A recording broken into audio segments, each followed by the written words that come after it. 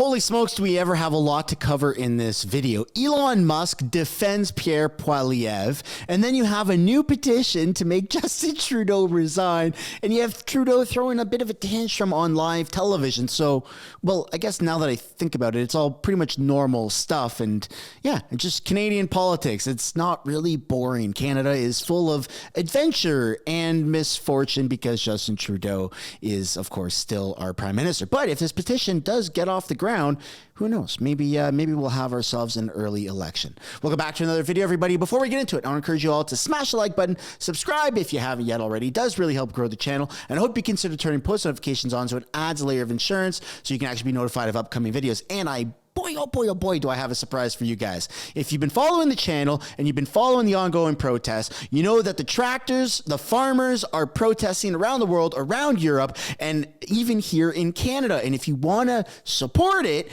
if you want to walk away with an awesome sticker, you can find the link for this one down in the description or the pinned comment below. This is probably my favorite sticker. You got Klaus Schwab crying while driving a tractor, because that's the whole point of the farmers' protest, is everyone is basically using tractors. And if you've seen the most recent video that I made on this whole protest, you'll know that they are not just tractors. There's also fishermen. Well, we're in Canada, so you can't say fishermen or fisherwoman. You have to say fisher person. So the fish people are also protesting. So yeah, it's pretty exciting. Boats are protesting. Boots are protesting in Canada. It's going to be pretty exciting. Anyways, now let's get into it. So you got this petition, E4764, Parliament and Politics. All right, we, the undersigned citizens of Canada, call upon Prime Minister Justin Trudeau to acknowledge the concerns and resign from his position. Ethics violations. Prime Minister Trudeau has been involved in multiple ethics violations during his tenure. This raises serious questions about his integrity and sustainability for the highest office in the country. By the way, this is insane. This is insane that you have actual federally elected members of parliament. I can't help but laugh and giggle. I'm so sorry. This isn't like a petition like you know how I did a recent GoFundMe for my dog that had cancer, had surgery, which, by the way, thank you so much. An update on my dog. She is doing good, but unfortunately the cancer has seeded itself into her, and it's not just eradicated because the lump has been removed. She's going to have cancer now indefinitely, I suppose. I'm not really sure how that works, but nonetheless, it's not just like a GoFundMe or a petition that someone like myself is doing. It's a federally elected member of parliament. This is like on our official government website, ourcommons.ca. So it's incredible that other federally elected members of parliament are going, let's get Trudeau out and let's get a shit ton of signatures. It's hilarious. And it just makes people realize, hopefully makes people realize, how much of a joke Canadian politics really is. Okay, economic mismanagement. Under Prime Minister Trudeau's leadership, Canada's economy has suffered. The national debt has increased significantly, and many Canadians are struggling financially. Check that box. Let me know down in the comments if you are one of those people. Lack of transparency. There have been numerous instances where Trudeau government has not been transparent with Canadians. Lack of transparency undermines the trust between the government and its citizens. Let me know down in the comments if you agree with that one. Failed promises. Let me know down in the comments if you agree with that one. Many promises made by Prime Minister Trudeau during his election campaigns have not been fulfilled. This has led to widespread disappointment and disillusionment among Canadians. Also, just people they're fed up. They're fed up. Nobody supports Trudeau. Look at the Abacus polls. It doesn't matter. Trudeau will not win. Why are we prolonging the process? He's at 1%, for crying out loud. There is zero chance. Well, I guess there's 1% chance that he's going to win. So why don't we just boot him out now? Well, I mean, I'm sick and tired of people like this that have the platform that they do with Global News, CTV, that get international headlines, that can't even give a proper speech. This is Trudeau's going and saying that he's pissed off that Bell is laying off a bunch of people. Let's take a look at him in his water bottle juice box thingy. Remember that one? Yeah. Canada layoffs of 4,800 people across the country. Your Heritage Minister accused Bell Canada of breaking its promise to invest in local news after receiving $40 million in regulatory relief funding. What is your view of that company's layoffs, and what is your commitment to future government support with that company? I'm furious. This is a garbage decision by a corporation that should know better. We have seen over the past years journalistic outlets, radio stations, small community newspapers bought up by corporate entities who then lay off journalists, change the offering, the quality of offering to people. And then when people don't watch as much or engage as much, the corporate entity says, oh, see, they're not profitable anymore. We're going to sell them off. This is the erosion, not just of journalism, of quality local journalism, at a time where people need it more than ever, given misinformation and disinformation. His favorite words. Eroding our very democracy. Our abilities to tell stories to each other of how people's lives are, stories that reflect our own communities and not, central offices in our biggest cities, is part of what binds this country together from coast to coast to coast. With incredible diversity of experiences, of geographies, we need those local voices. And over the past years, corporate Canada, and there are many culprits on this, have abdicated their responsibility toward the communities that they have always made very good profits off of in various ways. And they need, as a government, we have been stepping up over the past years, fighting for local journalism, fighting for investments that we can have, while all the while is that so? Conservatives and others who say, no, you're trying to buy off journalists. We're trying to support journalism in this country and across this country, but no government can do it alone. Canadians need to demand better, as we will be demanding better from corporate leaders, like in this case, Bell, that are eroding Canadians' ability to know each other, to trust each other, and to trust in the country and the future we are building together. So, yeah. This guy is a shit stain on democracy. I can't believe that he believes his own words. This is gaslighting at its highest form. And I don't know if maybe I'm delusional, because sometimes I feel crazy when I listen to Trudeau and I listen to how passionate he is, and it makes me question my own reality. That's called gaslighting, by the way, when someone is telling you something that makes you question your own reality. And that's just how Trudeau talks. Is he's so passionate, he's so confident in what he's saying, and it's just a bunch of malarkey. It's a bunch of horse crap. It doesn't make any sense. He's like a horrible human being. He's a dictator. He doesn't stand up for journalism and freedom of press. He wants a monopoly. He wants to dominate the narrative, and he hates criticism. That's why he has bills to censor people like Bill C-11. It's a real thing. You have real intellectual people that have stood up against this, such as Jordan Peterson, Joe Rogan, and other very famous and notorious people. It's horrible. But now let's switch gears a little bit, and let's take a look at what's recently happened with Pierre Poilievre and Elon Musk.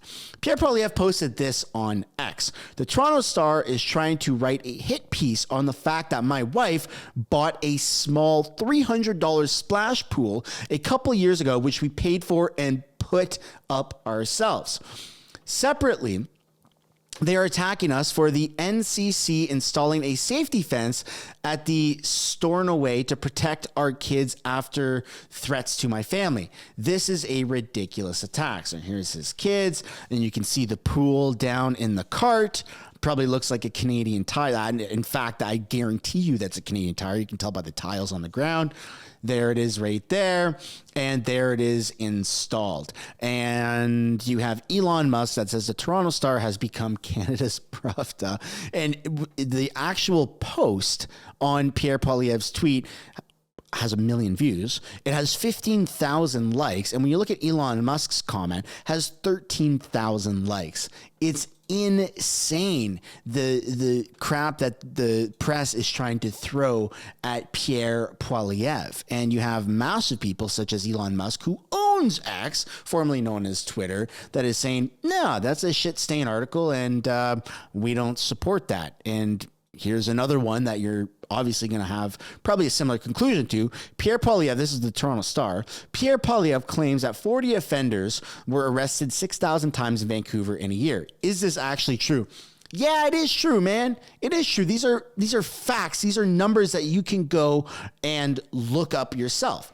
It's a number he's thrown out at rallies in the House of Commons, at news conferences, and at radio and on radio programs as an effort to paint the Liberal government as soft on crime. This week, when asked a journalist whether Poilievre's oft-used slogan, jail, not bail, many believe Canadians should no longer have the right to be presumed innocent, the Conservative leader said the phrase would only apply to people who had been convicted dozens of times prior to their most recent arrest. Let me give you proof. In Vancouver, they had arrested the same 40 offenders 6,000 times in a year. These are real things. We know that the Liberal government is soft on crime. It's not a bunch of crap. It's real things. And I don't know why the press is denying this. I don't know why, because they're bought and paid for by the Liberal government. They get money from the government as handouts and subsidies, and it lines the pockets of the people that own these media outlets. And that's why you have to subscribe to channel, even if you don't like mine. I mean, I still would recommend subscribing it, but find other people, find other YouTubers, find other independent journalists on X, and try and get the real news, the real scoop, because the mainstream media is going to constantly print headlines and titles that are there to support government narratives. And speaking of government narratives, let's take a look at, this is a real video of the carbon tax being applied on real bills here in Canada. It's super sad and kind of frightening, if I'm being totally honest. Hey, you gotta see this. I just got this from Facebook Messenger from a small business in Orangeville.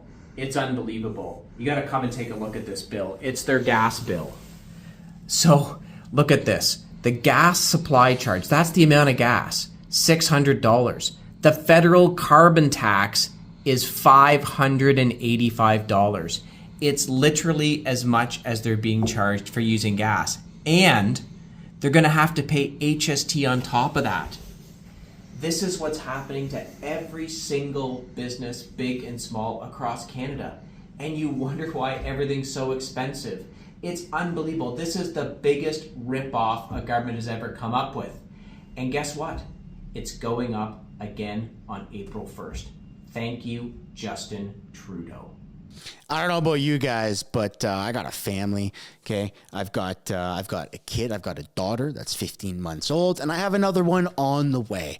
And I am sick and tired, man. I am sick and tired of these ridiculous expenses. I mean, the average cost of living per month used to be probably around like $2,000, right? That would pay for your mortgage, your phone bill, gas, food, maybe $3,000. It really feels like the average cost of living, like just the bare bones to live. You're talking about food, you're talking about gas, you're talking about mortgage or rent, your bills and stuff like that. It feels like it's $5,000 or $4,000. It just feels so ridiculously high. And maybe yours is lower, maybe yours is higher. I'm not telling you what mine is. I'm just saying an arbitrary number. It just feels like everything is so damn expensive. When you go to the grocery store, what used to be $20, $30 for a nice couple bags of groceries, it's now $70 or over $100. It doesn't make any sense. And people are really fed up. And I don't know about you, but I'm down for some change. I am down for some change. And speaking of change, we've got Pierre Poilievre, who calls out Justin Trudeau for all of his greasy connections to Loblaws. This is something that Justin Trudeau has been accusing of the Conservatives of having these insiders working at Loblaws. But now Pierre Poilievre flipped the script and he turned it against Justin Trudeau with actual names. He name dropped, which is huge. I'm very excited to show you guys this clip. The question was about scanners at ports. After 8 years, the port authorities are only scanning or inspecting 1% of shipping containers leaving our ports. And that led to the case where Mark Roos had his 2021 Dodge Ram stolen. Luckily, he had an Apple AirTag, so he could follow its transit to the Port of Montreal, where he knows it to be. He called both the cops and the Port Authority, both of which said they don't know which box it's in, so they can't find it. So why won't he accept my common sense plan to buy 24 scanners so we can scan the boxes, find the Dodge Ram, and give it back to Mark? Yeah. Right Honourable Prime Minister.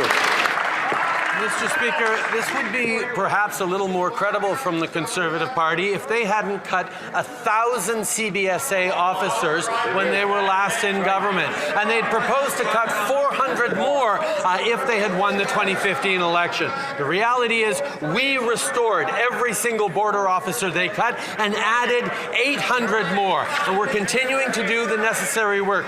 While Conservatives cut frontline border services officers, along with cuts to the RCMP, cuts to police forces across the country, we invested in them, and we're going to continue to do that with $121 million for Ontario, more investments for port and border security. We're going to continue to step up and keep Canadians safe. Hear, hear.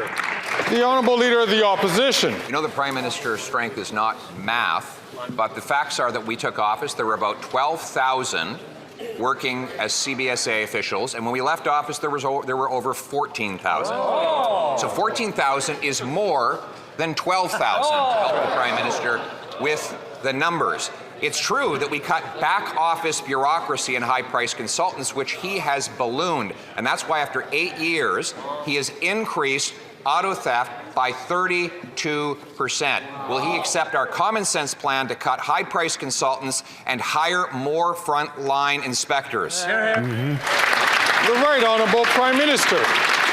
I can't help but smile when the Leader of the Opposition talks about high-priced consultants, because it's his campaign being run by a high-priced consultant for Loblaws. When he stands in this place and across the country wrenching his heartstrings about the prices that Canadians are paying for groceries. Ready for the Uno reverse card? Advisor is in the pocket of Loblaws, giving him the same talking points as she gives Galen Weston when he appeared at Parliamentary Committee. Mr. Speaker, if Canadians are going to believe this Leader of the Opposition, he needs to come clean with who is funding his organizations.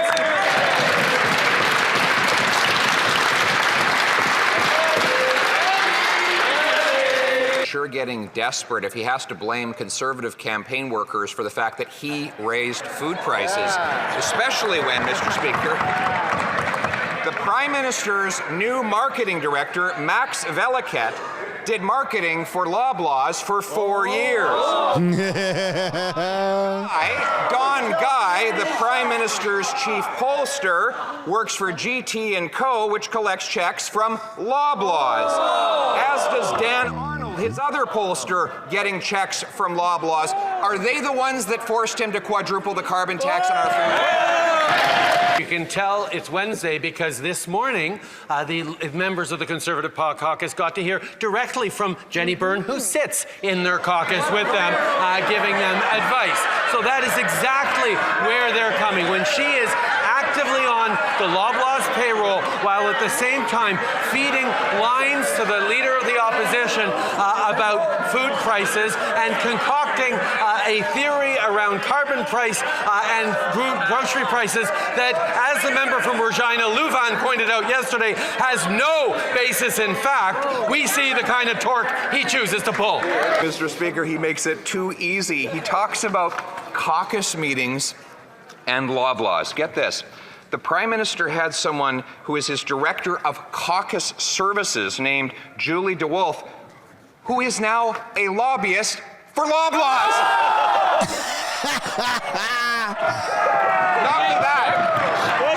Not only that, he digs up a lot of dirt. His chief dirt digger, Kevin Bosch, left his office so that he could go and work as a lobbyist for Loblaws.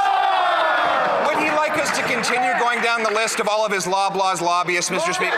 Yes, please. Yes, please. Quite something to watch the flailing of the Conservatives right now as they do anything to try to distract from the fact that their campaign manager, the Leader of the Opposition's top advisor, is and still gets contributions and paychecks from Loblaws. This is an issue. When he has stood up and pretended to care about food prices, when we hear the exact same talking points come out of Galen Weston's mouth as out of the Leader of the Opposition's mouth on some invented connection between the price on pollution and grocery prices, we know exactly who is behind the Conservative Party.